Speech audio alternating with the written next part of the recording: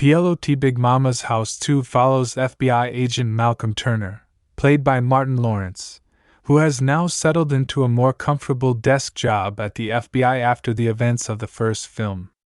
Malcolm is enjoying his domestic life with his wife Sherry, played by Nia Long, and their young son Trent. However, Malcolm's peaceful existence is disrupted when his career and family life begin to conflict.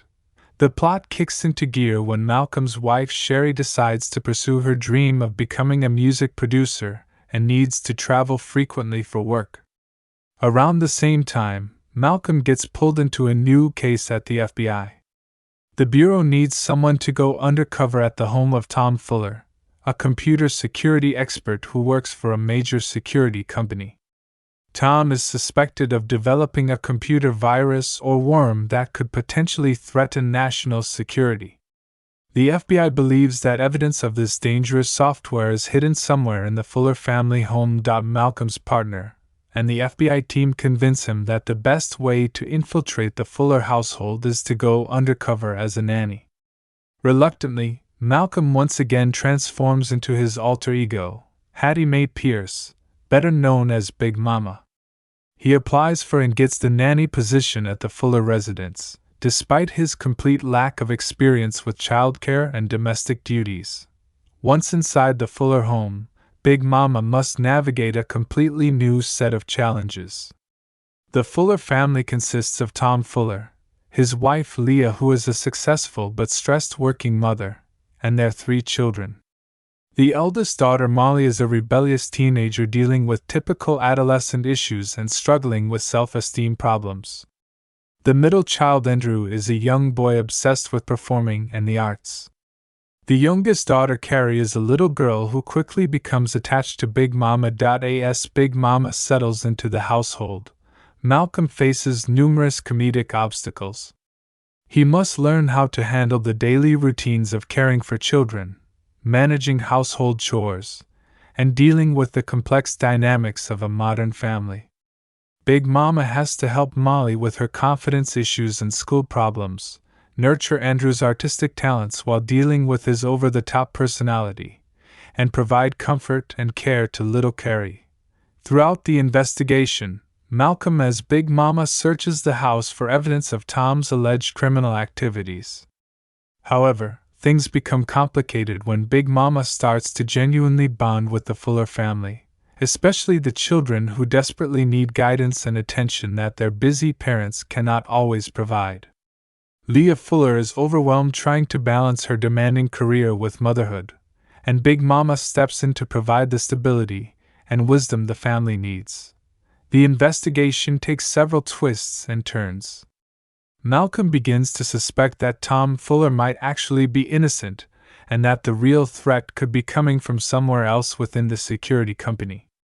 As Big Momma digs deeper, the agent discovers evidence pointing to a different culprit and a more complex conspiracy than initially suspected. Meanwhile, Malcolm must also manage his own family situation.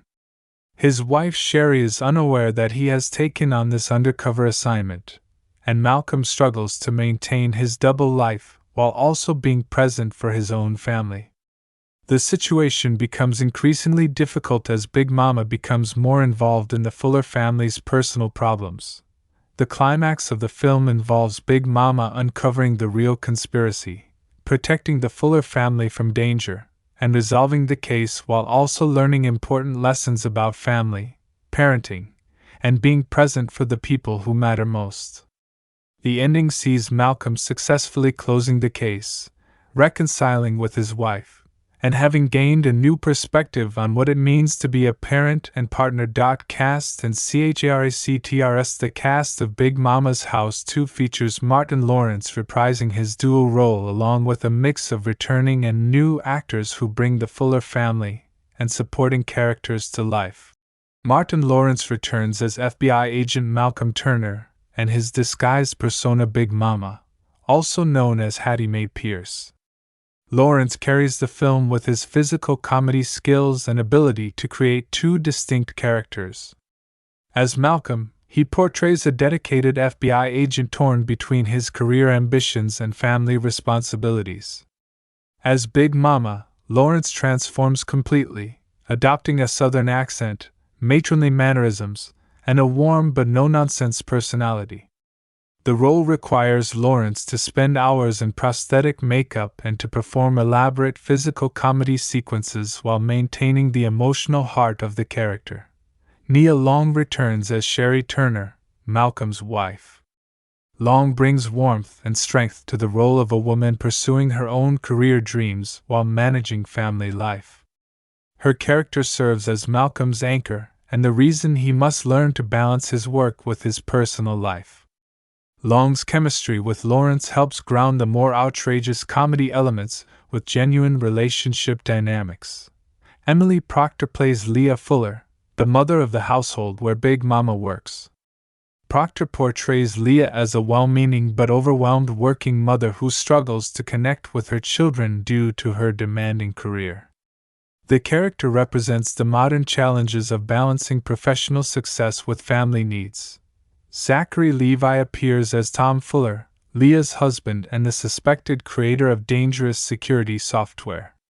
Levi brings a likable quality to Tom, making it difficult for both the audience and Malcolm to believe he could be guilty of the crimes he's suspected of committing.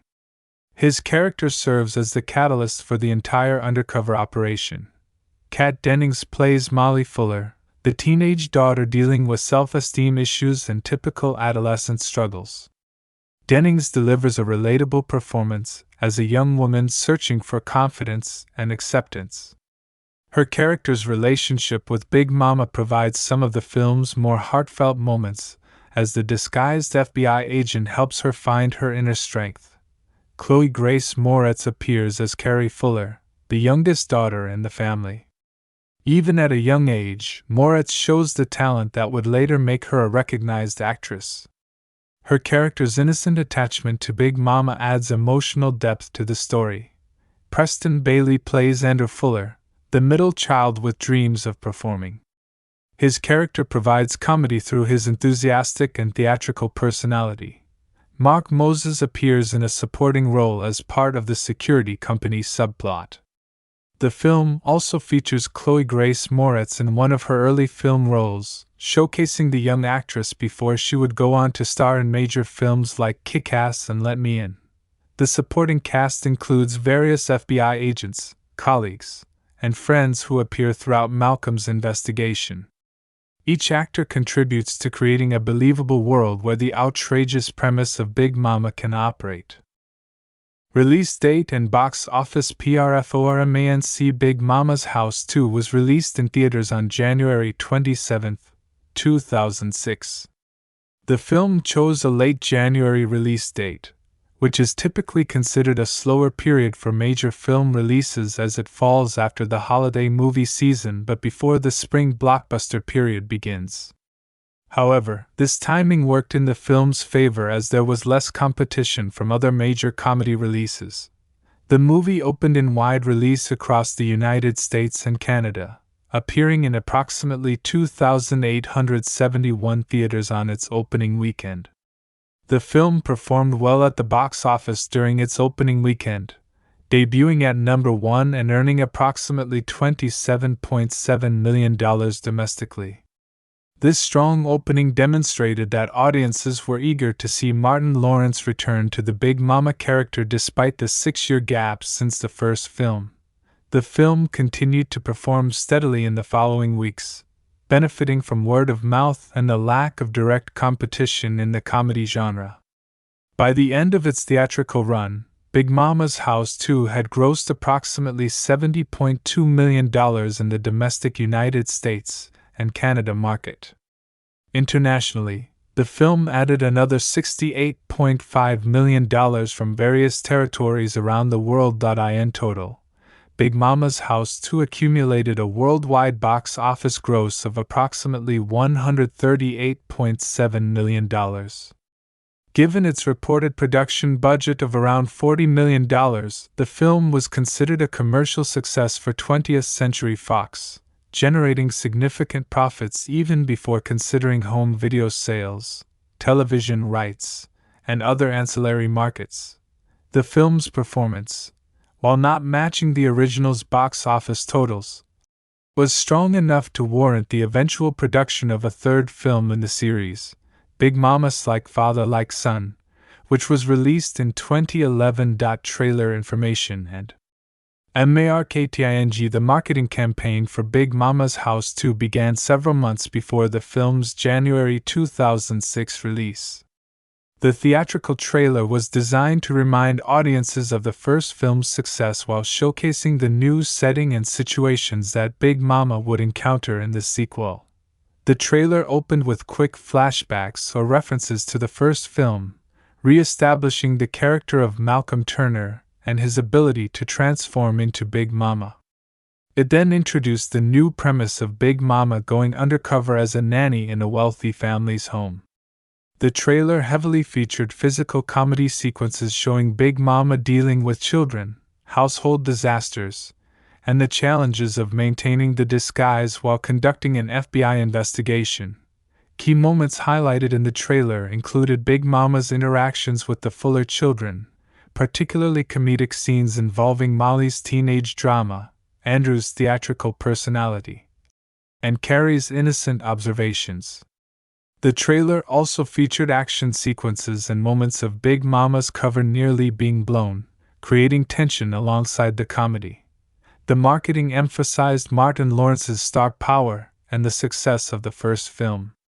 Promotional materials used taglines that played on the nanny concept while maintaining the franchise's identity. Television spots ran during family-friendly programming and comedy shows to reach the target demographic. The trailer concluded with the film's release date and included the typical call to action encouraging audiences to see the movie in theaters.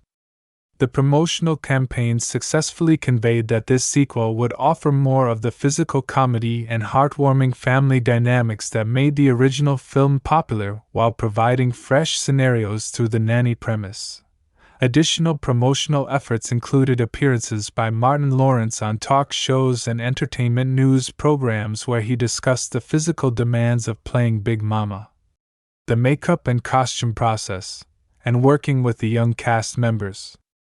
The marketing campaign successfully positioned the film as a family-friendly comedy that would appeal to audiences who enjoyed the first film while also being accessible to newcomers. Production details. The production of Big Momma's House 2 involved extensive work in makeup, costume design, and physical comedy choreography to bring the character of Big Momma back to life. Martin Lawrence once again underwent the intensive transformation process that required him to sit for several hours in the makeup chair each filming day. The prosthetic makeup work was handled by a skilled team who created the elaborate facial prosthetics, bodysuit, and other elements that transformed Lawrence into the elderly Big Momma character. The makeup had to be refined from the first film to allow for more flexibility and comfort given the physical demands of the nanny role and the extended filming schedule. Director John Whitesell brought his experience in comedy direction to the project, having previously worked on films like Malibu's Most Wanted and Calendar Girls.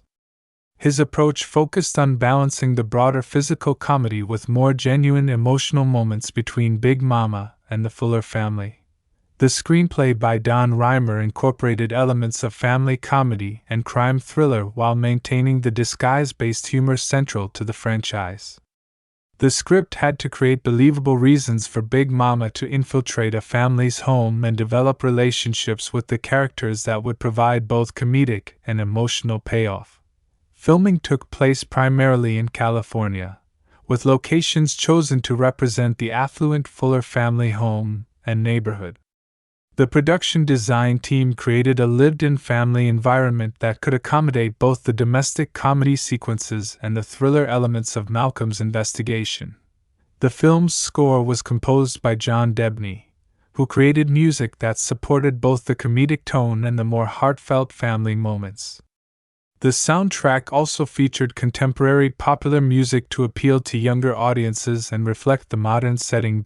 Critical reception. Big Momma's House 2 received generally negative reviews from film critics upon its release, though it found more favor with general audiences. Critics often pointed to the formulaic nature of the sequel, the reliance on broad physical comedy, and the predictable plot as weaknesses. Many reviewers felt that the film did not bring enough new ideas to justify a sequel, essentially repeating the formula of the first film, but in a different setting. The critical consensus suggested that while Martin Lawrence committed fully to the physical comedy and character work, the script did not provide him with material as fresh or funny as the original film. However, critics did acknowledge some positive aspects. Martin Lawrence's dedication to the role and his physical comedy skills were generally praised. The young cast members, particularly Kat Dennings and Chloe Grace Moretz, received positive mentions for their performances. Some reviewers appreciated the film's family-friendly approach and its attempts to include genuine emotion alongside the comedy. On review aggregation websites, the film scored significantly lower than typical for a successful comedy, with many critics rating it as a mediocre sequel that served primarily as a vehicle for Lawrence's comedic talents rather than a well-crafted film. Despite the critical reception, audience responses were more positive.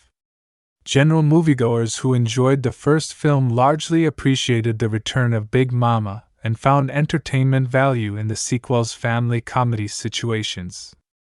The film's commercial success demonstrated that there was an audience eager to see more of the character regardless of critical opinion. Themes and cultural impact. Big Momma's House 2 explores several themes beyond its surface-level comedy. The film examines the challenges of modern parenting and the struggle to balance career ambitions with family responsibilities.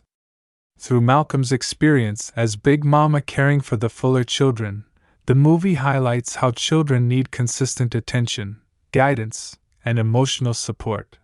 The film also addresses themes of self-esteem and confidence, particularly through Molly's character arc. Big Momma's influence helps the teenage girl recognize her own worth and capabilities, delivering a positive message about inner beauty and self-acceptance. The work-life balance theme resonates throughout the film as both Malcolm and Leah Fuller struggle to manage professional obligations while being present for family. Big Momma's presence in the Fuller household reveals the consequences of parents being too absorbed in their careers and highlights the importance of making time for family connections. The movie's cultural impact was modest compared to the first film, but it maintained the franchise's place in popular culture. Big Momma became a recognizable character in comedy film history, and Martin Lawrence's portrayal remained a notable example of an actor committing fully to a transformative comedic role. The film contributed to ongoing conversations about representation in Hollywood, with some praising the family-oriented African American characters while others critiqued certain stereotypical elements. The sequel demonstrated that there was a sustained audience for family comedies featuring predominantly black casts. Home media release. Following its theatrical run, Big Momma's House 2 was released on home video formats including DVD and VHS on May 9, 2006. The home media release allowed the film to reach audiences who had missed it in theaters and contributed significantly to the film's overall profitability. The DVD release included various special features such as behind-the-scenes footage showing Martin Lawrence's transformation into Big Momma, deleted scenes that did not make the final theatrical cut, outtakes and bloopers showcasing the comedic moments that occurred during filming, and potentially audio commentary from the director or cast members. The home video release performed well in the rental and sales markets, extending the film's commercial life beyond its theatrical run. The accessibility of the film on home media platforms helped maintain interest in the franchise and contributed to the decision to eventually produce a third film. Legacy and franchise continuation. Big Momma's House 2 served as a bridge between the original 2000 film and the third installment, Big Momma's Like Father Like Son, released in 2011. While not as culturally significant as the first film, the sequel proved that the Big Momma character had enough appeal to sustain a franchise. The film's commercial success validated the concept of Martin Lawrence in disguise-based comedy and demonstrated his box office draw in the mid-2000s. For Lawrence, the Big Momma franchise became one of his most recognizable roles alongside his work in the Bad Boys series with Will Smith. The sequel's focus on family dynamics and parenting themes set a template that the third film would continue, shifting the franchise's focus more toward family comedy and away from pure crime thriller elements. This evolution reflected changing audience tastes and the desire to create more family-friendly content. For the young actors in the cast, particularly Chloe Grace Moretz, Big Momma's House 2 served as an early career stepping stone. Moretz would go on to become a prominent actress, and this film remains part of her early filmography that showcases her talent even as a child performer. The film remains available on various streaming platforms and continues to find audiences through cable television broadcasts and digital rentals. While it may not be considered a comedy classic, Big Momma's House 2 occupies a place in the landscape of 2000s family comedies and represents a successful sequel that maintained a franchise's commercial viability. The Big Momma franchise as a whole, including this second installment, contributed to the tradition of comedy films featuring elaborate disguises and fish-out-of-water scenarios. It connected to a lineage of similar comedies while carving out its own identity through Martin Lawrence's specific comedic style and the film's focus on family relationships. The beginning Malcolm's New Life. The story of Big Momma's House 2 opens with FBI agent Malcolm Turner living a significantly different life than when audiences last saw him. After the dangerous and chaotic events of the first film, Malcolm has made a deliberate choice to step back from fieldwork. He has transitioned into a comfortable desk job at the FBI, working in a public relations and marketing division where he helps recruit new agents and manages media relations for the Bureau. This change represents Malcolm's attempt to prioritize his family life over the adrenaline and danger of undercover work. Malcolm is now married to Sherry, his longtime girlfriend from the first film, and they have a young son named Trent who is around 3 or 4 years old. The family lives in a nice suburban home, and Malcolm has settled into domestic routines. He takes pride in being a present father and supportive husband, coaching Trent's Little League team and helping with household responsibilities. The opening sequences establish Malcolm as a dedicated family man who has found satisfaction in stability and normalcy. However, beneath this contentment, there are subtle hints that Malcolm misses the excitement of his former work. He occasionally reminisces about past cases and shows flashes of his investigative instincts when watching crime shows or reading the newspaper. Sherry notices these moments, but appreciates that Malcolm has chosen family over the dangerous life of an undercover agent. The domestic peace is disrupted when Sherry announces that she wants to pursue her dream of becoming a music producer. She has been offered an opportunity to work with several up-and-coming artists, but the position requires significant travel and long hours in recording studios. Sherry is torn between her career aspirations and her role as a mother, but Malcolm encourages her to follow her dreams. He assures her that he can manage their home and take care of Trent while she pursues this opportunity. This decision sets up the central conflict of Malcolm's character arc. He wants to support his wife's ambitions, but he also struggles with the reality of being the primary caregiver while maintaining his own career.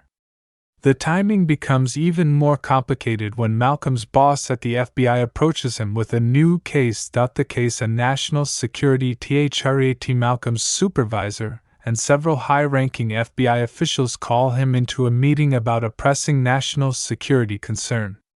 They explain that a computer security expert named Tom Fuller, who works for a major private security firm, has become a person of interest in a federal investigation. Intelligence suggests that Fuller may have developed a sophisticated computer worm or virus that could compromise national security databases and systems.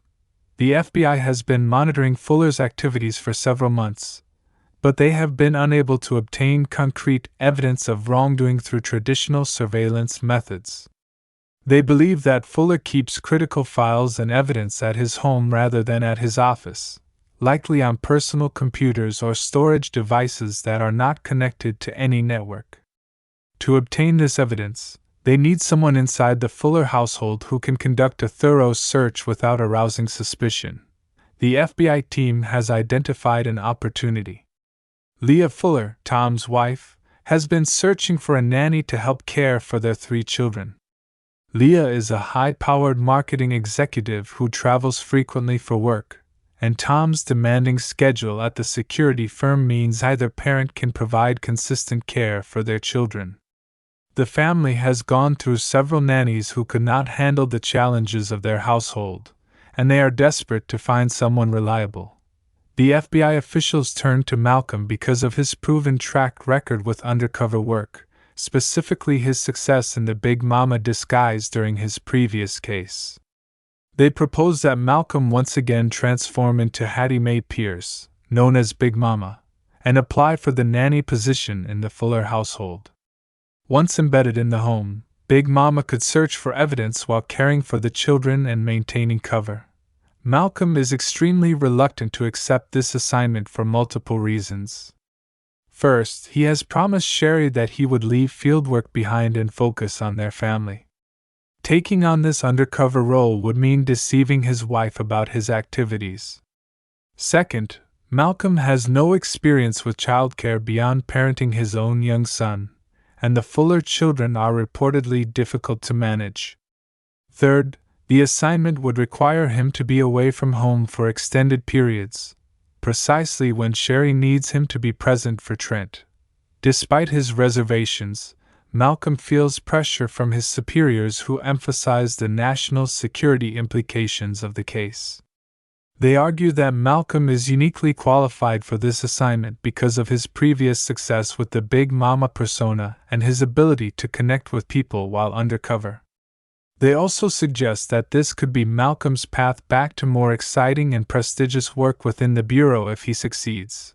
After much internal conflict, Malcolm agrees to take on the assignment. However, he decides not to tell Sherry about the undercover work, instead telling her that he needs to attend an extended training conference for his recruiting position. This deception becomes one of the moral complications that Malcolm must navigate throughout the story. Becoming Big Momma agin, Malcolm undergoes the extensive transformation process to become Big Momma once more. The FBI makeup and costume department work for hours to apply prosthetic pieces, body padding, and other elements that completely disguise Malcolm's appearance. He dons the floral dresses, sensible shoes, and accessories that complete Big Momma's matronly look. Malcolm also reconnects with the character's personality, practicing Big Momma's southern accent, mannerisms, and approach to conversation. The FBI creates a complete background for Hattie Mae Pierce, including references from previous families, certifications in childcare, and a personal history that would withstand scrutiny. They coach Malcolm on nanny responsibilities, childcare techniques, and household management, though Malcolm struggles with many of these tasks during his training. With his cover identity established, Big Momma applies for the nanny position with the Fuller family.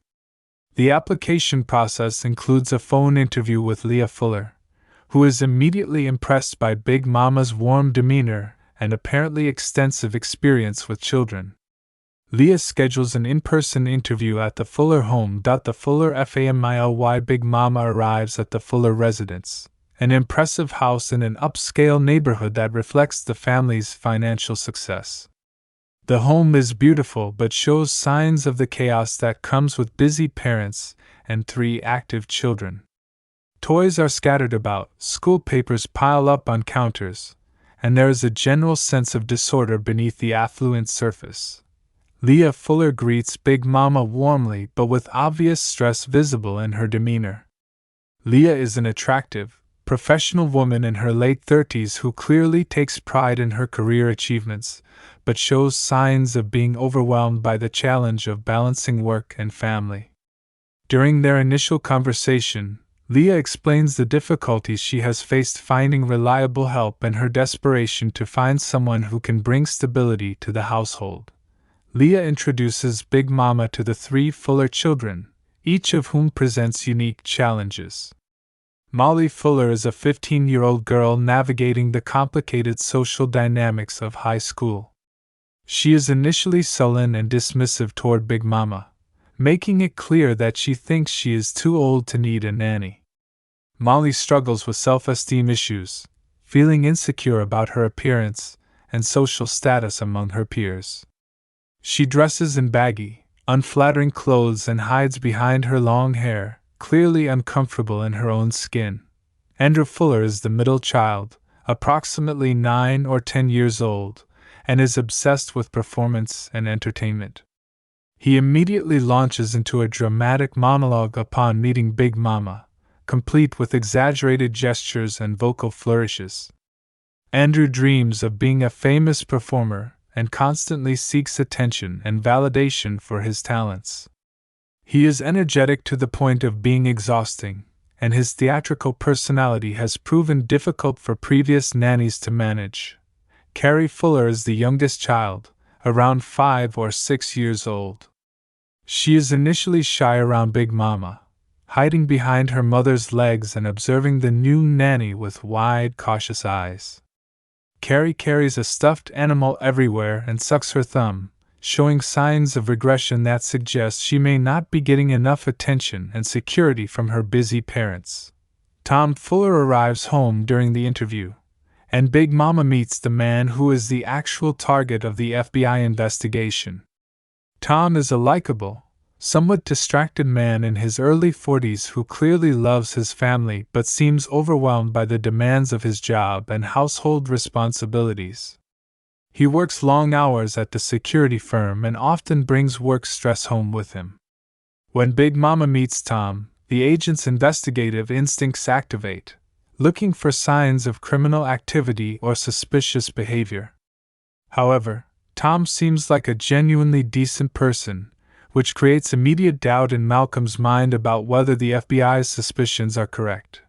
Despite Big Momma's lack of actual nanny experience, Leah is so impressed by the warmth and authority that Big Momma projects that she offers the position on the spot. Big Momma accepts, and they arrange for her to start work the following Monday. As Big Momma leaves the Fuller home, Malcolm realizes that this assignment will be far more complicated than anticipated, both in terms of managing 3 difficult children and in terms of investigating a man who does not seem to fit the profile of a cybercriminal. Settling into the HOUSCHOLD, Big Momma's first days with the Fuller family are chaotic and challenging. Malcolm quickly discovers that his FBI training did not prepare him for the reality of caring for 3 children with distinct personalities and needs. The morning routine alone proves overwhelming as Big Momma tries to get all 3 children ready for school, prepare breakfast, pack lunches, and manage the constant conflicts and demands. Molly is the most resistant to Big Momma's presence. The teenage girl makes it clear that she does not need or want a nanny supervising her life. She ignores Big Momma's attempts at conversation, refuses to follow household rules, and generally treats the nanny with disdain. Molly spends most of her time in her room, either on her phone or listening to music, isolating herself from the family. Andrew requires constant attention and validation. He performs elaborate song and dance numbers at inappropriate times, demands that Big Momma watch his performances, and becomes upset when he does not receive the applause and praise he expects. His energy level exhausts Big Momma, who struggles to redirect Andrew's theatrical impulses into more appropriate outlets while also managing the other children and household tasks. Carrie is clingy and emotionally needy, having bonded quickly with Big Momma. She follows the nanny everywhere, constantly seeking hugs and reassurance. While this attachment is sweet, it also makes it difficult for Big Momma to complete tasks or conduct the investigation. Carrie has nightmares and often wakes up crying in the middle of the night, requiring Big Momma to comfort her back to sleep. Beyond childcare, Big Momma must also manage household responsibilities including cooking, cleaning, laundry, and coordinating the family's complicated schedule of activities and appointments. Malcolm, as Big Momma, struggles with many domestic tasks, creating comedic situations. Cooking disasters result in burned meals and kitchen fires. Laundry mishaps lead to shrunken clothes and color-bled whites. Big Momma's attempts at cleaning create more mess than order. These struggles provide comedy but also help Big Momma connect with Leah Fuller, who empathizes with the challenges of household management. Leah begins to open up to Big Momma about her own feelings of guilt and inadequacy as a mother. She confesses that she feels like she is failing her children by focusing so much on her career, but she also does not want to give up her professional identity. These conversations create genuine moments of connection between the two women, even though Big Momma is actually an undercover FBI agent. The investigation begins while managing the chaos of the Fuller household. Malcolm must also remember his actual purpose for being there. During moments when the children are at school or occupied with activities, Big Momma searches the house for evidence of Tom Fuller's alleged criminal activities. The investigation proves difficult because Malcolm must be extremely careful not to arouse suspicion. Big Momma cannot simply rifle through Tom's belongings or obviously search his office. Instead, the searches must be conducted during routine cleaning and household tasks, requiring patience and subtlety. Big Momma searches Tom's home office during dusting and tidying, examining documents, checking computer files when possible, and looking for hidden storage devices. However, the initial searches yield nothing suspicious. Tom's files seem to contain ordinary work documents, family photos, and personal correspondence. There are no obvious signs of the dangerous software that the FBI suspects he has created. Malcolm reports back to his FBI handlers during brief phone calls made when Big Momma is supposedly running errands or during the children's activities. The FBI team grows frustrated with the lack of progress and pressures Malcolm to search more aggressively. However, Malcolm argues that moving too quickly could blow his cover and ruin the entire operation. As the investigation continues, Malcolm becomes increasingly doubtful about Tom Fuller's guilt.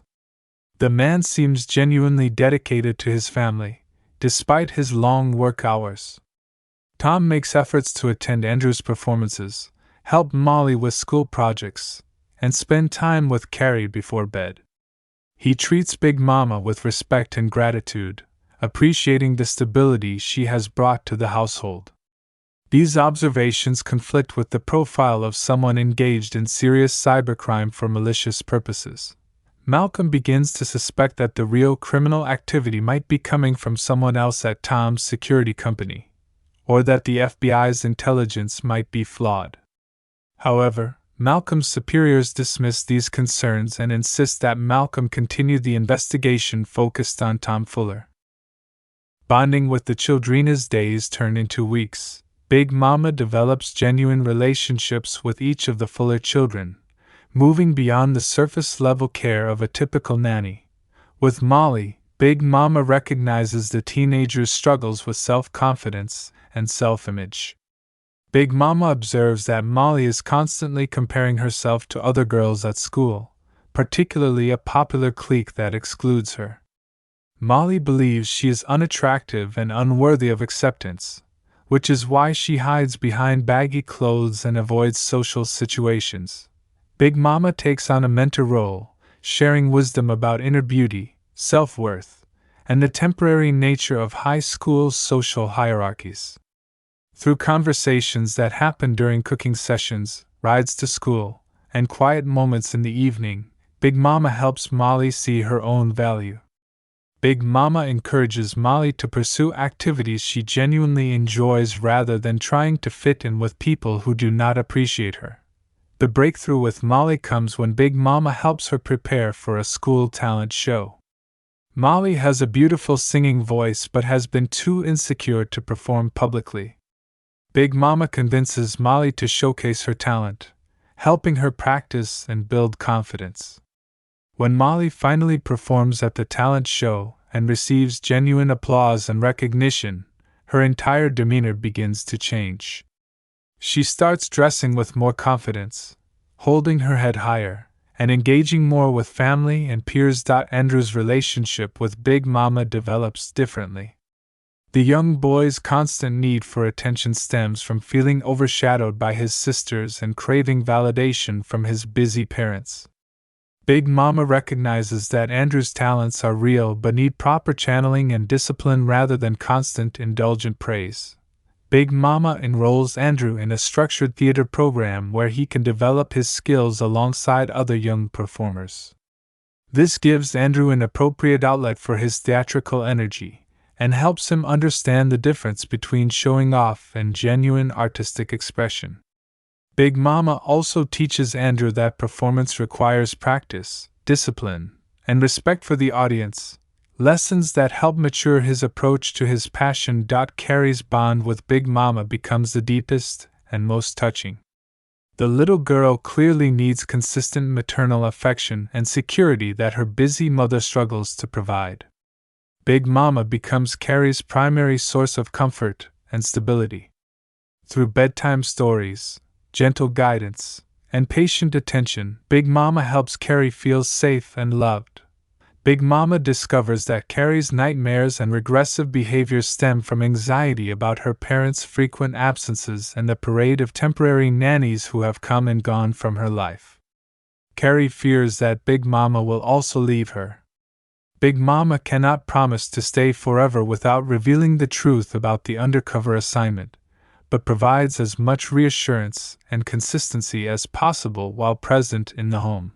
These relationships create a significant emotional complication for Malcolm. He is genuinely helping these children and making a positive difference in their lives, but he knows that his presence in their home is based on deception and will necessarily be temporary. The moral weight of this situation begins to trouble Malcolm's conscience. Family dynamics and discoveries as Big Momma becomes more integrated into the Fuller family. Malcolm observes the deeper dynamics and problems within the household. Tom and Leah's marriage shows signs of strain from the pressures of their demanding careers and lack of quality time together. They communicate primarily about logistics and schedules rather than emotional connection. They rarely eat meals together as a family, and when they are both home, they are often distracted by work emails and phone calls. Big Momma witnesses arguments between Tom and Leah about parenting responsibilities, financial decisions, and the lack of intimacy in their relationship. These conflicts usually happen in hushed tones late at night, but Big Momma overhears them while checking on the children or moving through the house. The couple's problems with their children also become more apparent. Leah's guilt about her frequent absences manifests in her being overly permissive when she is home, failing to set boundaries or follow through with discipline. Tom tries to compensate for his long hours by buying the children expensive gifts and allowing them to avoid responsibilities. Neither parent has been fully present to notice Molly's self-esteem crisis, Andrew's desperate need for structure, or Carrie's anxiety. Big Momma begins to gently intervene in the family dynamics, suggesting family dinners, encouraging Tom and Leah to spend dedicated time with each child, and modeling more consistent parenting approaches. At first, Tom and Leah are resistant, but they gradually recognize that Big Momma's suggestions are improving their children's behavior and the overall household atmosphere. During this time, Malcolm's investigation takes an unexpected turn. While searching Tom's office under the guise of cleaning, Big Momma discovers encrypted files on a personal laptop that Tom keeps hidden in a locked drawer. Using FBI training in computer forensics, Malcolm manages to copy the files onto a thumb drive during a late-night search when the family is asleep. Malcolm sends the files to the FBI tech team for analysis, expecting they will contain evidence of the cyber weapon that Tom supposedly created. However, when the FBI analysts decrypt the files, they discover something entirely different. The files contain evidence that someone at Tom's security company has been selling confidential security protocols to foreign entities, but Tom is not the seller. In fact, the files suggest that Tom has been conducting his own private investigation into the security breaches because he suspected someone at his company was engaged in espionage. This revelation completely changes the nature of the case. Tom Fuller is not the criminal the FBI has been investigating. Instead, he is a whistleblower trying to expose corporate espionage and treason. The encrypted files on his personal computer were Tom's way of protecting evidence from whoever the real criminal was. Malcolm immediately contacts his FBI handlers with this information, expecting them to shift the focus of the investigation. However, the response from the Bureau is complicated. They acknowledge that the evidence suggests Tom might be innocent, but they want Malcolm to remain in place while they investigate further. The FBI needs to identify the actual guilty party at the security company, and having someone inside the Fuller household could still provide valuable intelligence. Malcolm is frustrated by this response because it means continuing to deceive the Fuller family even though Tom is apparently innocent. However, Malcolm also recognizes that if Tom is investigating corporate espionage, he could be in danger from whoever is actually selling the security protocols. Remaining as Big Momma might actually help protect the family. Complications and conflicts as Malcolm continues his undercover work. Managing his double life becomes increasingly difficult. Sherry begins to grow suspicious about Malcolm's extended absence for the supposed training conference. She calls frequently, and Malcolm must carefully maintain his cover story while also hiding his work as Big Momma. There are several close calls where Sherry nearly discovers the truth. Additionally, Malcolm's absence from his own family life begins to take a toll. He misses important moments with Trent, including his son's birthday and a father-son event at Trent's preschool. Sherry covers for Malcolm's absence, but her frustration and hurt are evident in their phone conversations. Malcolm realizes that his decision to take this assignment without telling Sherry was a serious mistake, and the guilt weighs heavily on him. At the Fuller household, Big Momma faces new challenges when Leah's mother comes to visit. The grandmother is a sharp, observant woman who immediately seems suspicious of Big Momma. She makes comments questioning Big Momma's background and makes several attempts to trip up the disguise with probing questions. Malcolm must think quickly to maintain cover while dealing with this unexpected scrutiny. Furthermore, Tom begins to confide in Big Momma about his suspicions regarding the security breaches at his company. Tom has noticed irregularities in system access logs and missing files, but he does not know who to trust at work. Tom's investigations have made him paranoid, and he worries that someone might try to frame him for the security violations. Tom asks Big Momma for advice, not knowing that he is speaking to an FBI agent who has been investigating him. Malcolm finds himself in an ethically complicated position. As Big Momma, he listens to Tom's concerns and offers support, all while knowing things about the case that he cannot reveal. Malcolm wants to tell Tom that the FBI is aware of his innocence and is working to identify the real criminals, but doing so would blow his cover and potentially endanger the broader investigation. The situation becomes even more complex when Malcolm discovers that the actual criminal at Tom's security company is Stewart, Tom's supervisor and mentor. Stewart has been selling security protocols to foreign intelligence services for substantial financial gain. When Tom began investigating the security breaches, Stewart became aware of Tom's suspicions and has been working to frame Tom for the crimes. Malcolm shares this information with the FBI, and they begin building a case against Stewart. However, they need more concrete evidence before they can make arrests. The FBI asks Malcolm to find out if Tom has additional evidence in his home that could implicate Stewart beyond what has already been discovered. Danger escalates. The investigation takes a dangerous turn when Stewart becomes aware that the FBI is closing in on him. Through contacts within law enforcement, Stewart learns that there is an active investigation into the security breaches at his company. Suspecting that Tom Fuller has provided evidence to authorities, Stewart decides to take action. Stewart plans to break into the Fuller home to steal or destroy any evidence that Tom might have hidden there. He monitors the family's schedule and plans his intrusion for a time when Tom and Leah will both be away on business trips. Stewart does not account for Big Momma being in the house with the children. One evening, when Tom is working late and Leah is out of town, Big Momma is home alone with the 3 children. After putting the children to bed, Malcolm begins conducting another search of Tom's office, looking for additional evidence that could help the FBI's case against Stewart. While searching, Big Momma hears someone breaking into the house through a rear entrance. Malcolm immediately recognizes this as a serious threat, especially with the children sleeping upstairs. Malcolm calls for FBI backup but knows that agents will take time to arrive.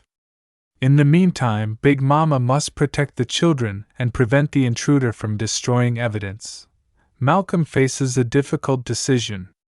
Confronting the intruder as Big Momma would be dangerous and could break cover. However, allowing someone to roam the house with sleeping children upstairs is unacceptable. Malcolm decides to handle the situation while maintaining the Big Momma disguise as much as possible. Using FBI training combined with the element of surprise, Big Momma confronts Stewart in Tom's office. Stewart is shocked to encounter the nanny rather than an empty house. A physical confrontation ensues, with Big Momma using improvised household items as weapons and defensive tools. The fight scene provides comedy through the absurdity of an elderly woman in a floral dress fighting a corporate spy, but there is also real tension given the danger to the children. During the altercation, the noise wakes the children.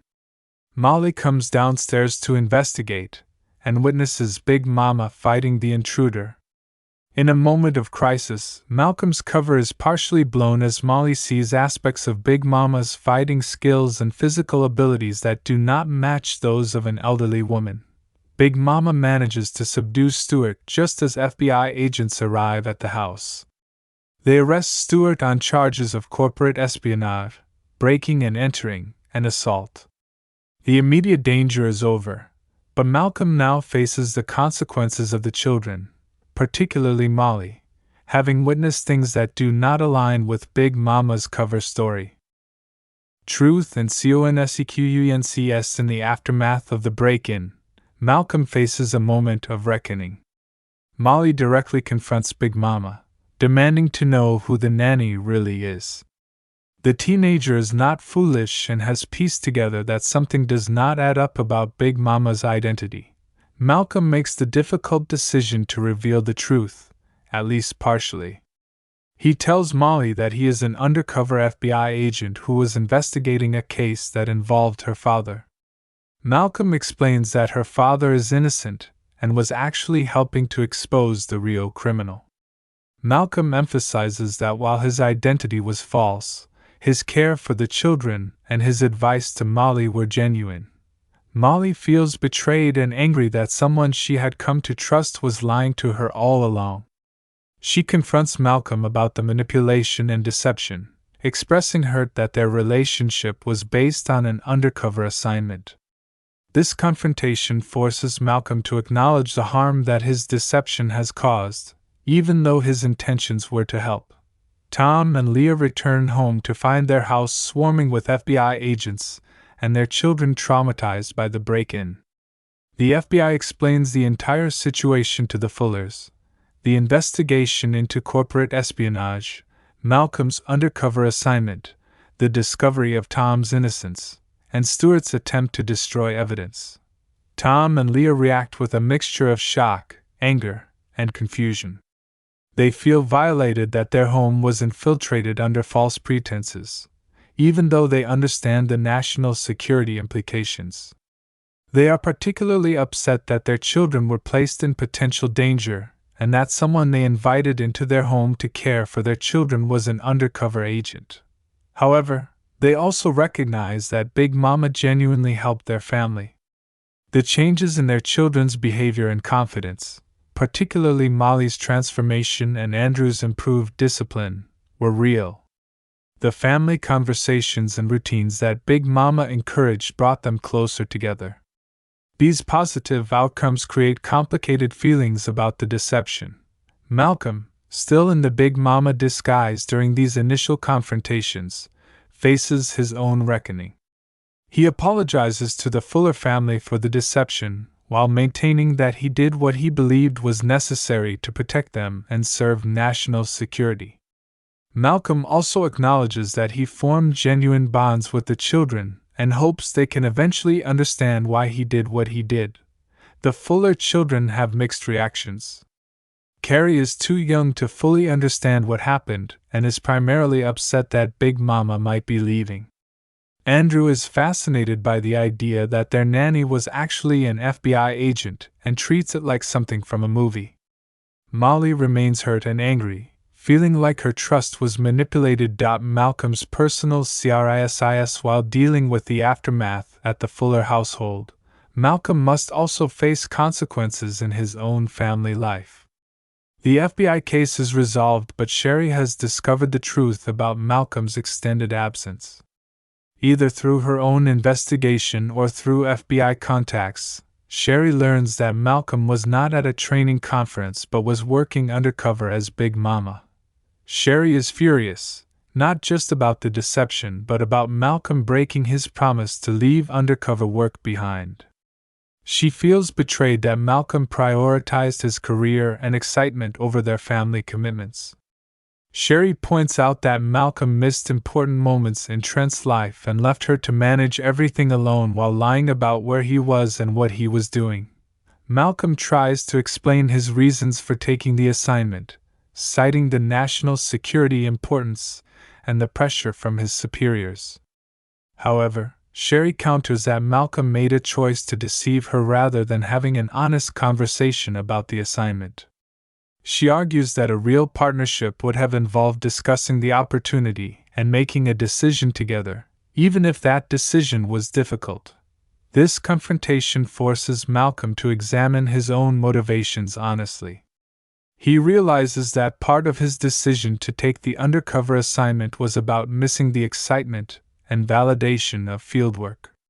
The desk job, while safe and stable, left Malcolm feeling unfulfilled professionally. When the opportunity arose to be Big Momma again, Malcolm jumped at it without fully considering the cost to his marriage and family. Malcolm apologizes sincerely to Sherry and acknowledges that he was wrong to deceive her. He admits that he needs to figure out how to find professional satisfaction without sacrificing his family relationships. Malcolm promises to be honest going forward and to prioritize their partnership over career ambitions. Sherry is not immediately ready to forgive Malcolm, and the film does not suggest that a simple apology resolves everything. Instead, it portrays marriage as requiring ongoing work and communication. Sherry tells Malcolm that they need counseling to work through the broken trust and to figure out how to move forward. Malcolm agrees, showing his commitment to repairing the damage. Resolution and GRWTH. The film's resolution shows the various characters dealing with the aftermath of the events and moving forward with lessons learned. For the Fuller family, Tom is cleared of all suspicion and becomes a key witness in the federal prosecution of Stewart and the foreign entities involved in the espionage. Tom's reputation at the security company is restored, and he is even offered a promotion for his role in uncovering the security breaches. However, the experience makes Tom and Leah reassess their priorities. Tom and Leah have serious conversations about their family life and marriage.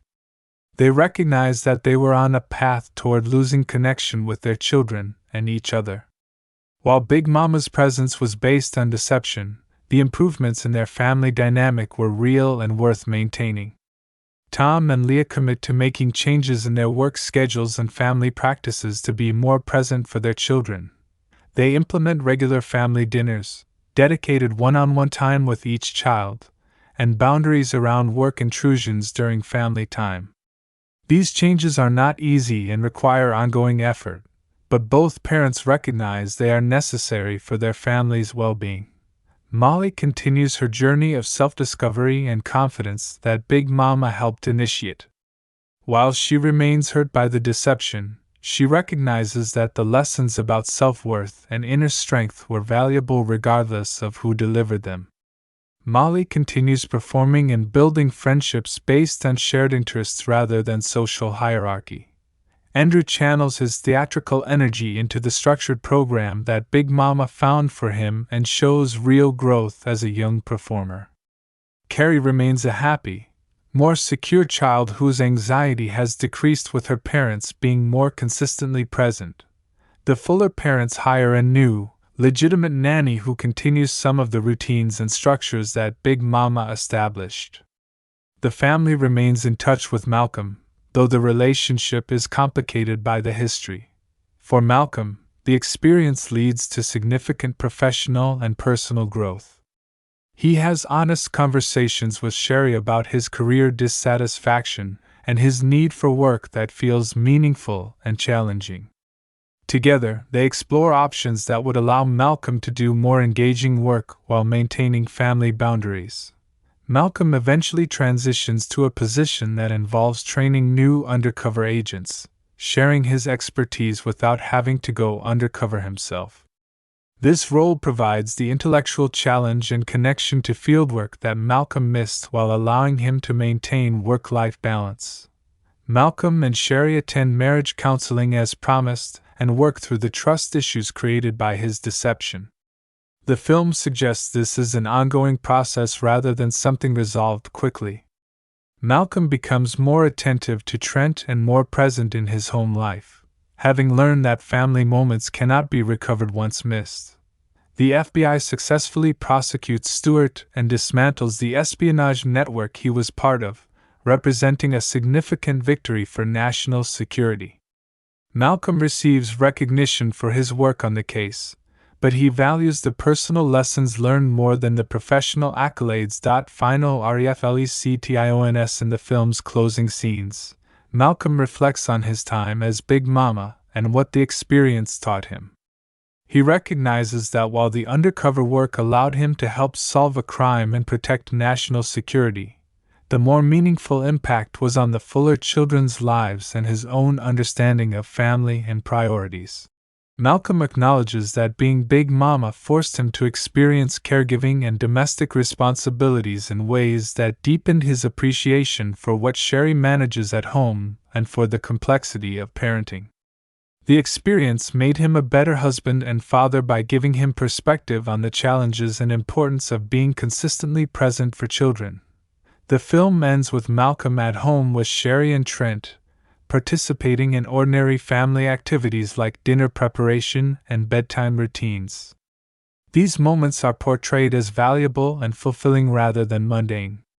Malcolm has learned that excitement and meaning can be found in family connection and that being a present parent requires its own kind of courage and commitment. There is a brief final scene where Malcolm receives a thank you card from the Fuller children, particularly a heartfelt note from Molly expressing that despite her initial anger, she is grateful for how Big Momma helped her find her confidence. This provides closure to Malcolm's relationship with the family and affirms that even though the circumstances were imperfect, he made a positive difference in their lives. The movie concludes with the understanding that Malcolm has found a better balance between his professional identity and family responsibilities, having learned that being a hero in his own home matters as much as solving cases for the FBI.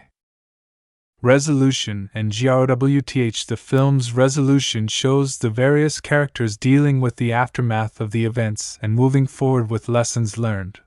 For the Fuller family, Tom is cleared of all suspicion and becomes a key witness in the federal prosecution of Stewart and the foreign entities involved in the espionage. Tom's reputation at the security company is restored, and he is even offered a promotion for his role in uncovering the security breaches. However, the experience makes Tom and Leah reassess their priorities. Tom and Leah have serious conversations about their family life and marriage. They recognized that they were on a path toward losing connection with their children and each other. While Big Momma's presence was based on deception, the improvements in their family dynamic were real and worth maintaining. Tom and Leah commit to making changes in their work schedules and family practices to be more present for their children. They implement regular family dinners, dedicated one-on-one time with each child, and boundaries around work intrusions during family time. These changes are not easy and require ongoing effort, but both parents recognize they are necessary for their family's well-being. Molly continues her journey of self-discovery and confidence that Big Momma helped initiate. While she remains hurt by the deception, she recognizes that the lessons about self-worth and inner strength were valuable regardless of who delivered them. Molly continues performing and building friendships based on shared interests rather than social hierarchy. Andrew channels his theatrical energy into the structured program that Big Momma found for him and shows real growth as a young performer. Carrie remains a happy, more secure child whose anxiety has decreased with her parents being more consistently present. The Fuller parents hire a new, legitimate nanny who continues some of the routines and structures that Big Momma established. The family remains in touch with Malcolm, though the relationship is complicated by the history. For Malcolm, the experience leads to significant professional and personal growth. He has honest conversations with Sherry about his career dissatisfaction and his need for work that feels meaningful and challenging. Together, they explore options that would allow Malcolm to do more engaging work while maintaining family boundaries. Malcolm eventually transitions to a position that involves training new undercover agents, sharing his expertise without having to go undercover himself. This role provides the intellectual challenge and connection to fieldwork that Malcolm missed while allowing him to maintain work-life balance. Malcolm and Sherry attend marriage counseling as promised and work through the trust issues created by his deception. The film suggests this is an ongoing process rather than something resolved quickly. Malcolm becomes more attentive to Trent and more present in his home life, having learned that family moments cannot be recovered once missed. The FBI successfully prosecutes Stewart and dismantles the espionage network he was part of, representing a significant victory for national security. Malcolm receives recognition for his work on the case, but he values the personal lessons learned more than the professional accolades. Final reflections in the film's closing scenes. Malcolm reflects on his time as Big Momma and what the experience taught him. He recognizes that while the undercover work allowed him to help solve a crime and protect national security, the more meaningful impact was on the Fuller children's lives and his own understanding of family and priorities. Malcolm acknowledges that being Big Momma forced him to experience caregiving and domestic responsibilities in ways that deepened his appreciation for what Sherry manages at home and for the complexity of parenting. The experience made him a better husband and father by giving him perspective on the challenges and importance of being consistently present for children. The film ends with Malcolm at home with Sherry and Trent, participating in ordinary family activities like dinner preparation and bedtime routines. These moments are portrayed as valuable and fulfilling rather than mundane. Malcolm has learned that excitement and meaning can be found in family connection and that being a present parent requires its own kind of courage and commitment. There is a brief final scene where Malcolm receives a thank you card from the Fuller children, particularly a heartfelt note from Molly expressing that despite her initial anger, she is grateful for how Big Momma helped her find her confidence. This provides closure to Malcolm's relationship with the family and affirms that even though the circumstances were imperfect, he made a positive difference in their lives. The movie concludes with the understanding that Malcolm has found a better balance between his professional identity and family responsibilities, having learned that being a hero in his own home matters as much as solving cases for the FBI. Martin Lawrence Complete Life History Yearly Life and Childhood. Martin Fitzgerald Lawrence was born on April 16, 1965, in Frankfurt, West Germany. His birth in Germany was not due to his family being German, but rather because his father, John Lawrence, was serving in the United States military and was stationed at a military base in Frankfurt at the time. This circumstance of being born on a military base abroad was something Martin would later incorporate into his understanding of discipline and structure, though his childhood would take a very different path. Martin was one of 6 children born to John and Clara Lawrence. He had 5 siblings, and the Lawrence household was busy, loud, and full of personality. Growing up in a large family meant that Martin learned early how to command attention and make people laugh, skills that would become central to his future career. The family dynamics in the Lawrence household were complex, with multiple children competing for attention and resources.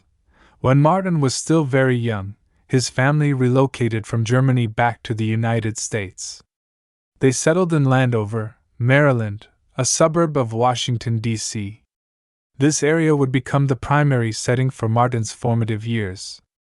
Landover was a predominantly African American community with its own unique culture and challenges. The neighborhood provided Martin with experiences and observations that would later inform his comedy. However, Martin's childhood was marked by significant upheaval when his parents divorced. This separation had a profound impact on young Martin and his siblings. After the divorce, Martin's mother Clara took on the primary responsibility of raising the children.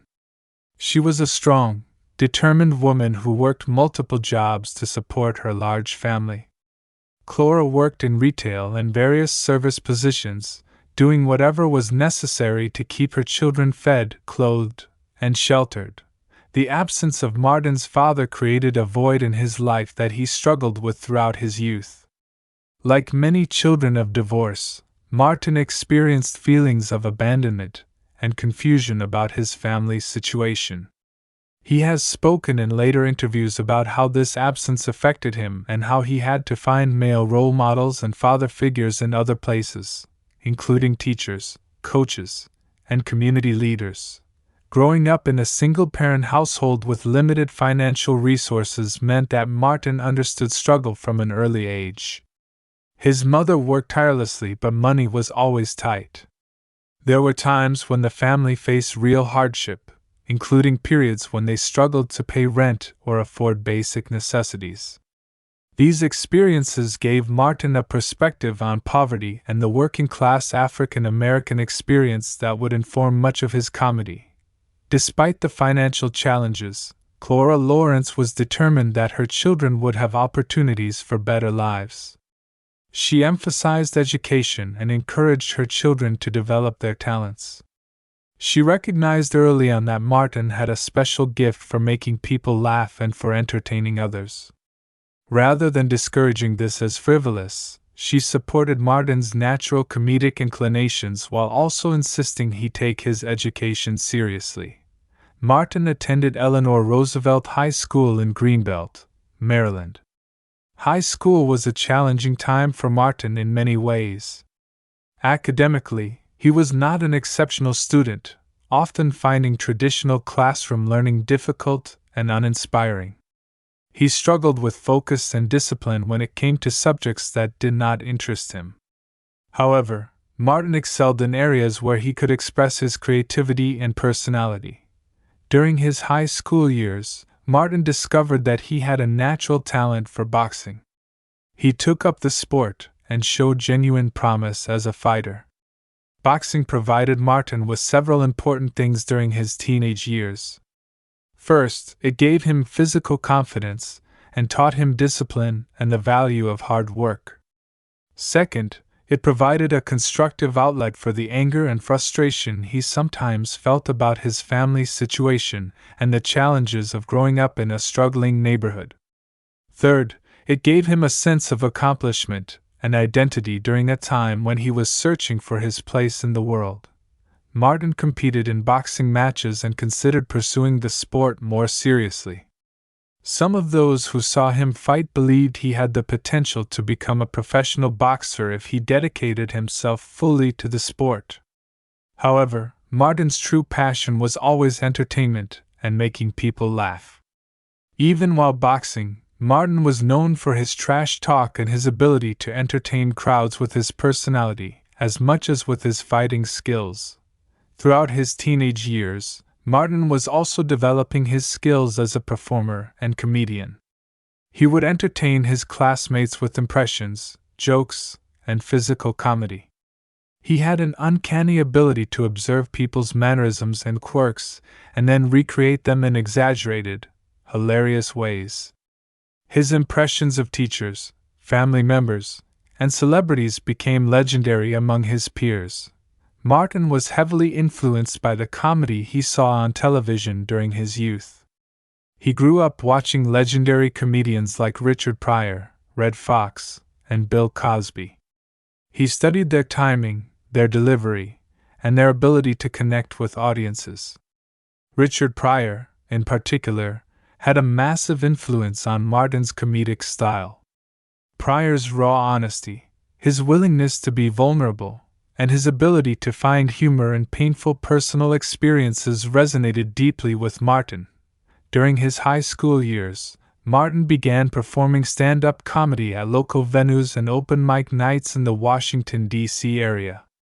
These early performances were rough and unpolished, but they allowed Martin to develop his stage presence and learn how to work with live audiences. He bombed spectacularly on several occasions, experiencing the brutal silence that comes when jokes do not land. However, he also experienced the incredible high of making a room full of strangers laugh, and that feeling became addictive. After graduating from high school, Martin faced important decisions about his future.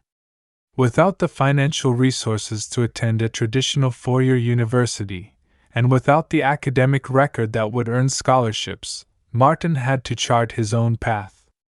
He continued working odd jobs to support himself while pursuing comedy in the evenings and on weekends. Martin worked in various positions during this period, including stints in retail, as a janitor, and in other service industry jobs. These jobs were not glamorous, but they provided material for his comedy and kept him connected to the working class experiences that would always be central to his comedic voice. Martin never looked down on this work, recognizing that his mother had done similar jobs to raise him and his siblings. Breaking into comedy, Martin's serious pursuit of a comedy career began in earnest when he was in his late teens and early 20s.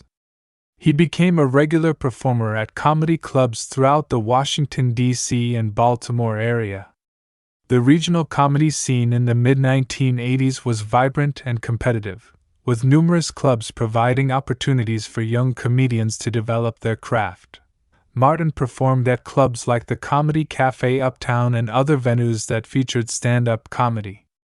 He worked tirelessly to perfect his act, performing multiple times per week and constantly refining his material. During this period, Martin developed his high-energy performance style, characterized by physical comedy, animated facial expressions, and his ability to create distinct characters through voice and mannerism changes. One of Martin's early breaks came when he appeared on the television show Star Search, a popular talent competition that aired in the mid-1980s. Star Search was an important platform for emerging entertainers, launching the careers of numerous comedians, singers, and performers. Martin competed in the stand-up comedy category, performing tight 5-minute sets that showcased his talents to a national television audience. Although Martin did not win the overall competition on Star Search, his appearances provided valuable exposure and helped him build a following beyond the regional comedy circuit. Talent scouts, comedy club bookers, and industry professionals took notice of the young comedian with the dynamic stage presence and distinctive voice. Following his Star Search appearances, Martin made the pivotal decision to relocate to New York City, the epicenter of stand-up comedy in the United States. Moving to New York was both exciting and terrifying for Martin. He left behind his family and the familiarity of the DC area to pursue his dreams in one of the most competitive entertainment markets in the world. In New York, Martin immersed himself in the comedy scene. He performed at legendary venues like the comic strip Live, Caroline's on Broadway, and the Improv. These clubs were proving grounds for comedians, places where the audiences were sophisticated and demanding. Martin shared stages with both established comedians and up-and-coming performers who would later become major stars. Life in New York was difficult financially for Martin. He struggled to make ends meet, living in small apartments and continuing to work various jobs while pursuing comedy. There were times when Martin questioned whether he had made the right decision by moving to New York, especially when he experienced rejection or when gigs were scarce.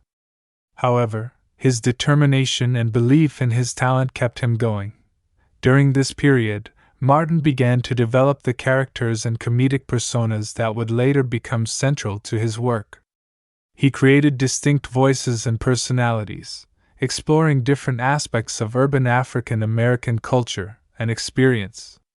These characters were not stereotypes but rather fully realized personalities that audiences found hilarious and relatable. Martin's breakthrough in New York came when he was noticed by Russell Simmons, the legendary music and entertainment mogul.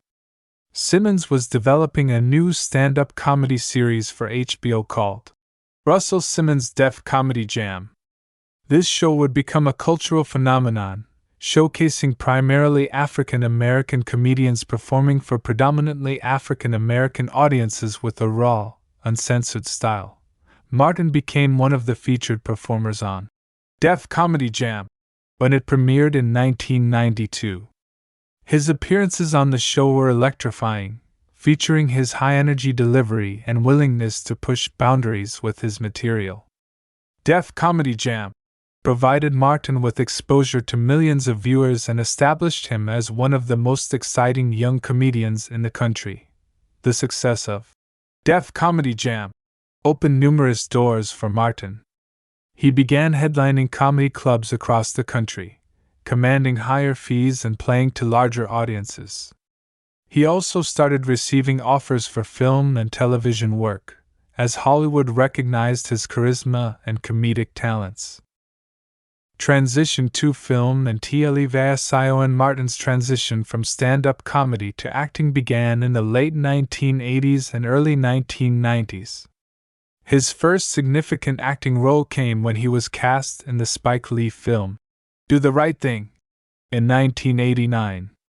This groundbreaking film explored racial tensions in a Brooklyn neighborhood during one hot summer day and featured an ensemble cast of talented actors. In Do the Right Thing, Martin played C, a character who was part of the neighborhood fabric. While not the largest role in the film, it gave Martin the opportunity to work with Spike Lee, one of the most important African American filmmakers, and to be part of a culturally significant film that sparked important conversations about race relations in America. Following Do the Right Thing, Martin appeared in several other films in supporting roles, learning the craft of screen acting and building his resume. He appeared in House Party in 1990, a comedy about teenagers trying to throw the ultimate house party. The film was successful and became a cultural touchstone for young African American audiences. Martin's role was relatively small, but he made an impression with his comedic timing and energy. In 1992, Martin landed his most significant opportunity to date when he was offered his own sitcom on the Fox network. Martin, which premiered on August 27, 1992, was a game-changing opportunity for Lawrence. The show was built entirely around his comedic talents and gave him creative control that was rare for a young performer. Martin followed the life of Martin Payne, a radio DJ and later television personality living in Detroit. The show featured Martin's girlfriend Gina, played by Tisha Campbell, and their friends Tommy and Cole. What made Martin Unique was that Martin Lawrence not only played the title character but also played multiple other recurring characters on the show. Martin created and portrayed several memorable characters, including Shanina Jenkins, a loud, aggressive woman from the neighborhood, Jerome, Shanina's friend, Otis, an old security guard, and several others. These characters showcased Martin's versatility and his ability to transform himself through physicality, voice work, and commitment to each persona. Martin was an immediate hit with audiences, particularly African American viewers who appreciated the show's authentic representation of urban culture and relationships. The show's humor was broad and physical but also smart in its observations about relationships, friendships, and everyday life. Martin's chemistry with Tisha Campbell was electric, and their on-screen relationship became one of television's most beloved couples. The success of Martin made Martin Lawrence a household name and one of the most popular comedians in America. The show ran for 5 seasons, from 1992 to 1997, and during that time it was consistently one of the highest-rated programs on Fox, particularly among younger demographics. The show launched numerous catchphrases that entered popular culture and made Martin one of the most quoted comedians of the era. However, the production of Martin was not without controversy and difficulty. During the show's run, tensions developed between Martin Lawrence and Tisha Campbell. These tensions eventually led to Campbell filing a lawsuit against Lawrence alleging sexual harassment and creating a hostile work environment. The lawsuit was eventually settled out of court, but it created significant strain on the production. In the final season of Martin, Tisha Campbell and Martin Lawrence no longer filmed scenes together, requiring creative workarounds by the writers and producers. The show's quality suffered from these behind-the-scenes conflicts, and the decision was made to end the series after the 5th season. The ending of Martin was bittersweet, as it remained popular with audiences but could not continue under the circumstances. Despite the difficult ending, Martin remained an important part of Martin Lawrence's legacy and is still regarded as one of the classic sitcoms of the 1990s. The show demonstrated Martin's talents not just as a stand-up comedian but as a sketch comedian, character actor, and television personality. Film career takes off while starring in Martin. Lawrence also began building a significant film career. In 1992, the same year his sitcom premiered, Martin appeared in Boomerang, alongside Eddie Murphy. This romantic comedy featured Murphy as a womanizer who meets his match, and Martin played Tyler, Murphy's best friend. The roles showcased Martin's ability to be funny in an ensemble cast while supporting another comedian's lead performance. In 1995, Martin had his first major film lead role in Bad Boys, directed by Michael Bay and produced by Jerry Bruckheimer. This action comedy paired Martin with Will Smith, creating one of cinema's most successful comedy duos. In Bad Boys, Martin played Marcus Burnett, a married detective with children, while Smith played his bachelor partner Mike Lowry. The film was a massive commercial success, earning over $141 million worldwide. Bad Boys was significant for several reasons. First, it proved that Martin could carry a major studio film as a lead actor. Second, it demonstrated that audiences would embrace action films starring African American leads in roles that were not specifically written as black films. Third, it established the Martin Lawrence and Will Smith partnership that would continue in subsequent films. The chemistry between Lawrence and Smith was natural and entertaining, with Martin often playing the more grounded, family-oriented character while Smith played the flashier, more reckless partner. This dynamic allowed Martin to showcase both his comedic talents and his ability to handle dramatic moments and action sequences. Following Bad Boys, Martin starred in A Thin Line Between Love and Hate, in 1996, a film he also wrote and produced. This romantic thriller comedy showcased Martin's range as he played a womanizer who becomes the target of a dangerous obsession from a woman he wronged. The film was a moderate success and demonstrated Martin's ambitions to have creative control over his projects. In 1997, Martin appeared in Nothing to Lose, an action comedy where he played a carjacker who kidnaps the wrong person, played by Tim Robbins. The film paired Martin with a white co-star in a buddy comedy format, showing his appeal across different demographics. While not a huge hit, the film further established Martin as a bankable film star. The Big Momma Franchise. In 2000, Martin Lawrence took on one of his most iconic roles in Big Momma's House. This comedy featured Martin undercover as Hattie Mae Pierce, an elderly Southern woman known as Big Momma. The film required Martin to undergo extensive makeup and prosthetics, spending hours each day in the makeup chair to achieve the transformation. Big Momma's House was a significant commercial success, earning over $173 million worldwide against a budget of approximately $30 million. Audiences embraced Martin's physical comedy and his commitment to the character of Big Momma. The film featured Martin doing pratfalls, physical gags, and fully embodying the character through voice work and mannerisms. The success of Big Momma's House led to the 2006 sequel, Big Momma's House 2, where Martin once again transformed into Big Momma, this time going undercover as a nanny. While the sequel received poor reviews from critics, it still performed well commercially, earning approximately $138 million worldwide. The film proved that audiences enjoyed seeing Martin in the Big Momma character. A third film, Big Mommas, Like Father, Like Son, was released in 2011.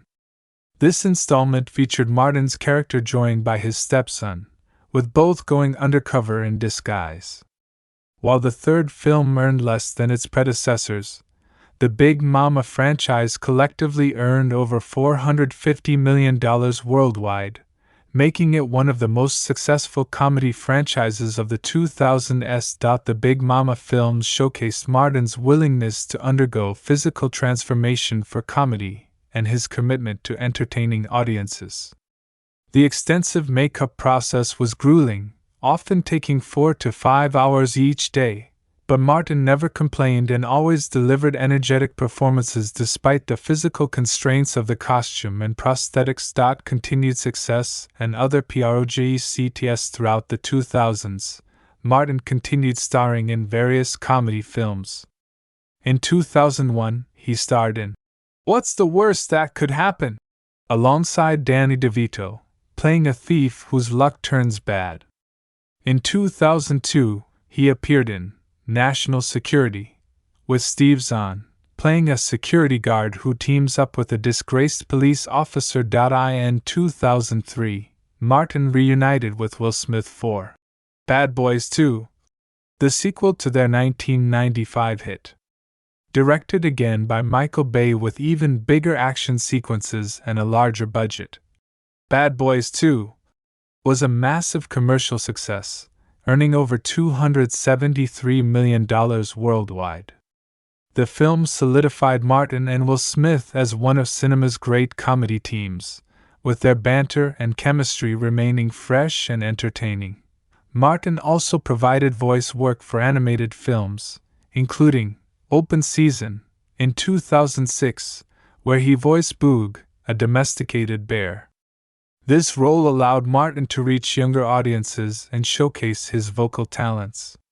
He reprised the role in sequels to the film. However, Martin's career in the 2000s was also marked by personal struggles and health issues that affected his professional output. In 1996, while Martin was still on the air, Lawrence collapsed from heat exhaustion while jogging in heavy clothing in an attempt to lose weight. This incident led to a 3-day coma and revealed the extreme pressures Martin was putting on himself. In 1997, Martin had an incident on a flight where he became erratic and abusive, resulting in his forcible removal from the plane. This incident raised concerns about Martin's mental health and substance use. He later spoke about dealing with exhaustion, stress, and poor decision-making during this period. These personal struggles led to periods where Martin stepped back from work to focus on his health and well-being. He has been open in later years about facing challenges with anxiety, depression, and the pressures of fame. His willingness to discuss these issues has helped destigmatize mental health conversations, particularly within the African American community. Personal life. Martin Lawrence's personal life has been complex and has faced significant public scrutiny over the years. He has been married twice, with both marriages ending in divorce. His first marriage was to Patricia Southall, a former Miss Virginia USA, in 1995.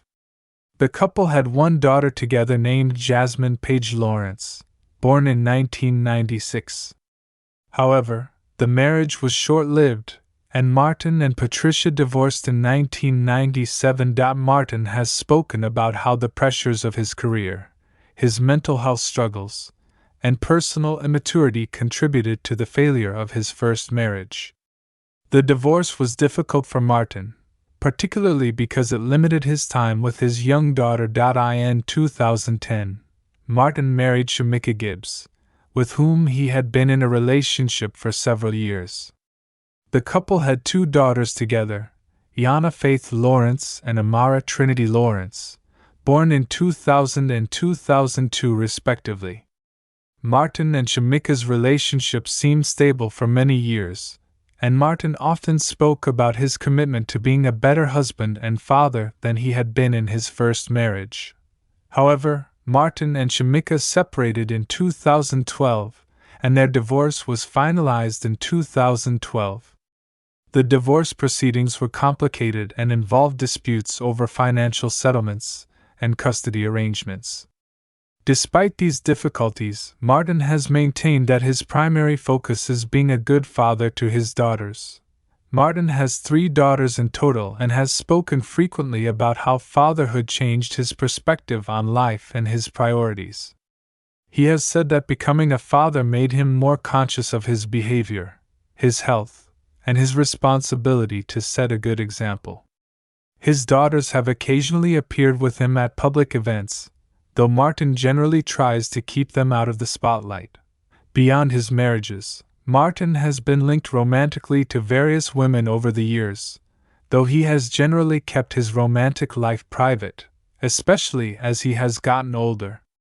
He has spoken about learning from his past relationship mistakes and working on himself before pursuing serious relationships. Martin has also faced legal issues beyond his divorces.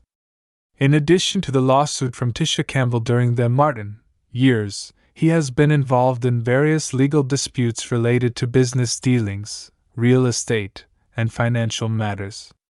These situations have taught Martin hard lessons about trust, financial management, and the importance of surrounding himself with reliable advisors. Health and wellness. Journey. Martin's health journey has been a significant part of his life story, particularly in the 2000s and 2010s. After his heat exhaustion incident in 1996 and his erratic behavior on the airplane in 1997, Martin recognized that he needed to make serious changes to his lifestyle and health practices.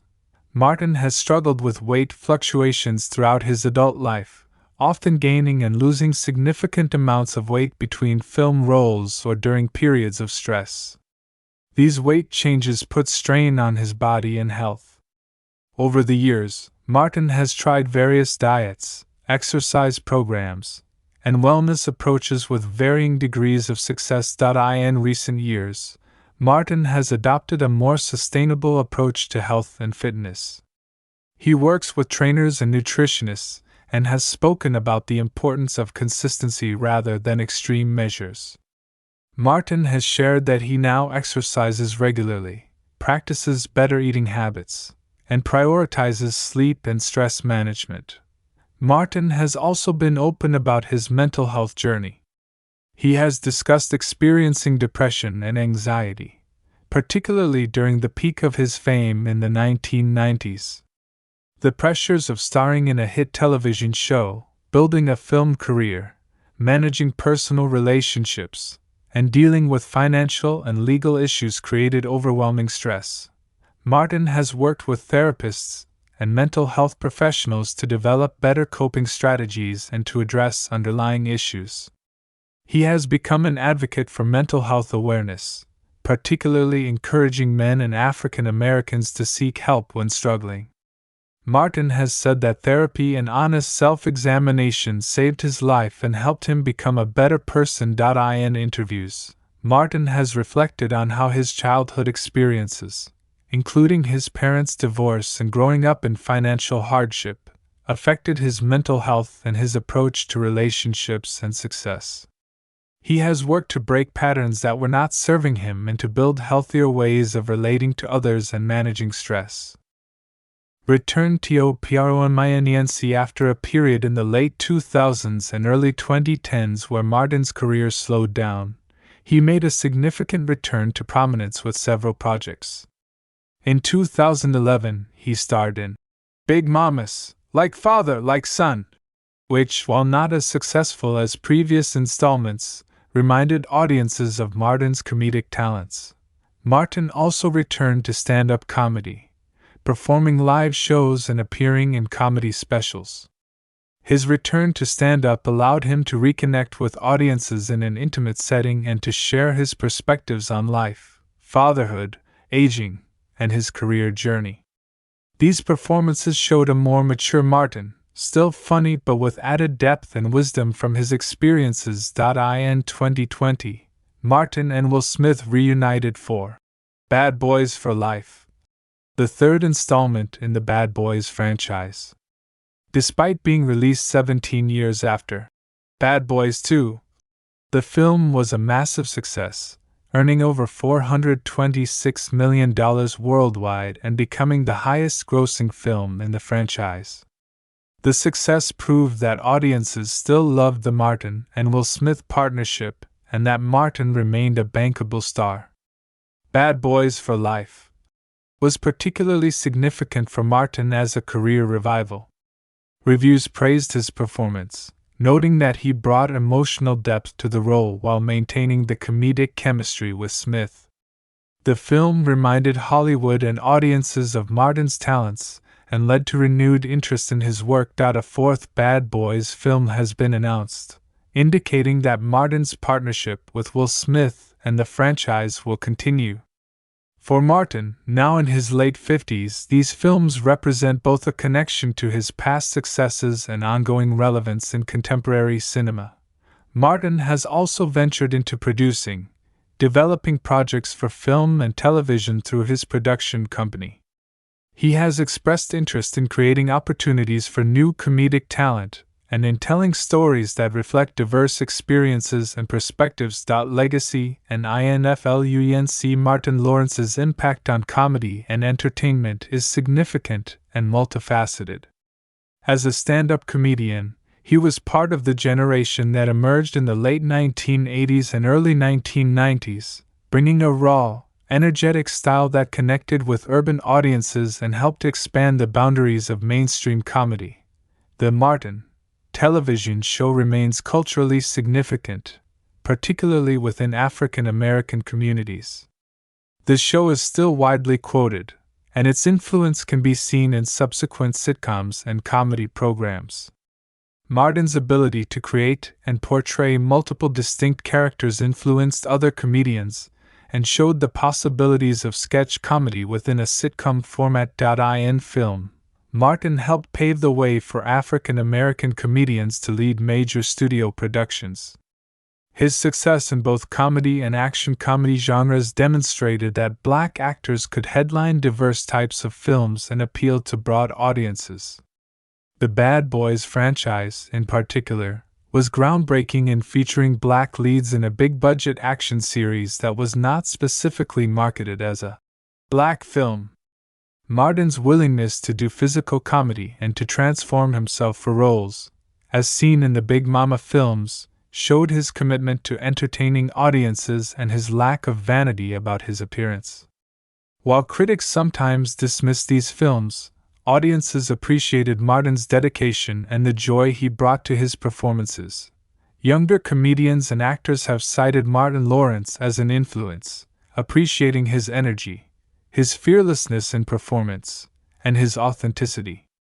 Martin never tried to be anyone other than himself, maintaining his identity and voice even as he achieved mainstream success. Martin's openness about his struggles with mental health, relationships, and personal growth has also been important. By discussing these challenges publicly, Martin has helped reduce stigma and has shown that success does not immunize anyone from personal difficulties. His journey of recovery and growth provides inspiration for others facing similar challenges. Current life and future. As of 2025, Martin Lawrence continues to work in entertainment, while also focusing on his personal life and well-being. He maintains relationships with his daughters, who are now adults, and has spoken about the joy of watching them grow and pursue their own paths. Martin is selective about the projects he chooses, no longer feeling the pressure to work constantly that characterized his earlier career. He has said that he wants to work on projects that genuinely interest him and that allow him to spend time with family and friends. Martin has expressed interest in mentoring young comedians and actors, sharing the lessons he has learned over his decades in the entertainment industry. He recognizes that the industry has changed significantly since he started and wants to help new talent navigate its challenges. In interviews, Martin reflects on his career with gratitude and humility. He acknowledges his mistakes and failures while also taking pride in his achievements. He has said that his greatest accomplishment is not any particular film or show but rather surviving the challenges he faced and emerging as a healthier, more balanced person. Martin Lawrence's life story is one of remarkable talent, significant success, serious struggles, and ultimately resilience and growth. From his difficult childhood in Maryland to becoming one of the most successful comedians of his generation, Martin's journey reflects both the possibilities and pitfalls of fame and success. His legacy extends beyond his performances to include his influence on comedy, his contributions to African American representation in entertainment, and his honesty about the human challenges that everyone, including successful entertainers, must face.